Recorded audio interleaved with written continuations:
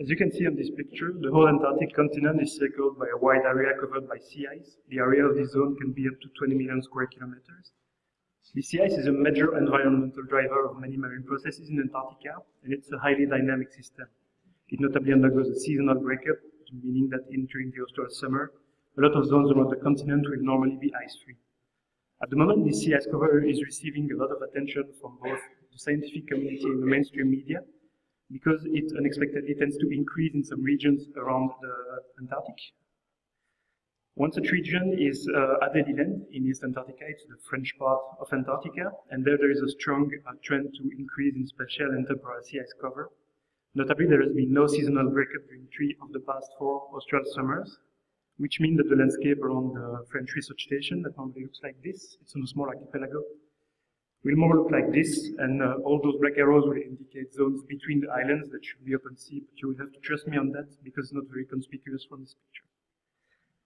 The question we ask ourselves in this context of increased sea ice cover is how the communities of benthic invertebrates from Antarctica that evolved for a very long period of time in stable conditions could respond to such environmental changes, and in particular, how could the increased sea ice cover impact the structure of benthic food webs.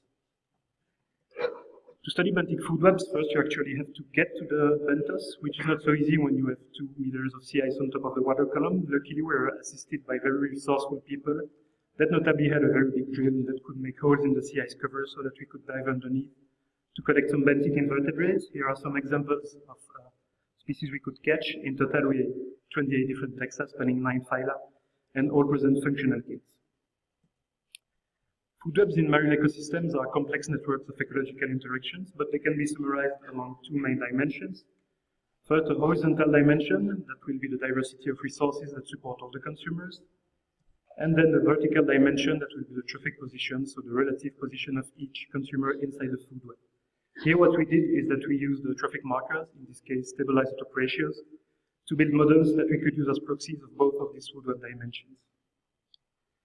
What we expected is a food web that looked like this. We expected that based on literature analysis and on previous observations made at the study site in normal years. But actually, during years without breakup, we saw something very different. First, there was a strong resource shift, and many benthic invertebrates depended strongly on production derived by the sea ice. Oddly enough, the benthic production that was extremely abundant at the time of sampling did not seem very important for the food web.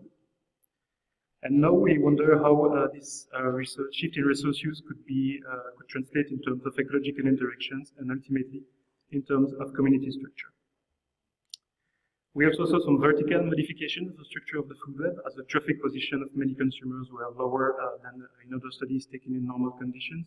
We believe that this is linked with the fact that omnivore invertebrates, when there is more sea ice, consume less animal-derived material.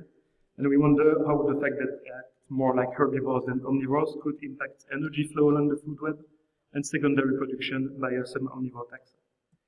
Overall, our results really indicate that the increase in sea ice cover and those particular conditions without seasonal breakup will influence the structure of the food web alongside both of its main axes. And as I told you earlier, we also believe that this could have a strong influence on ecosystem functioning.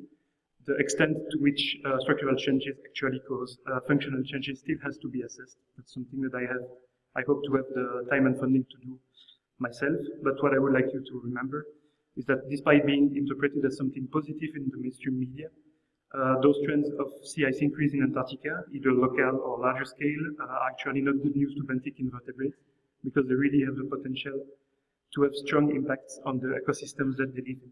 And I still have a few seconds left to thank my funding sources. It was the Belgian Federal Science Policy Office that pays my salary in the framework of the Verso project, and also the French Polar Institute that allowed me to do a research stay in the station. And I would also like to thank you for that.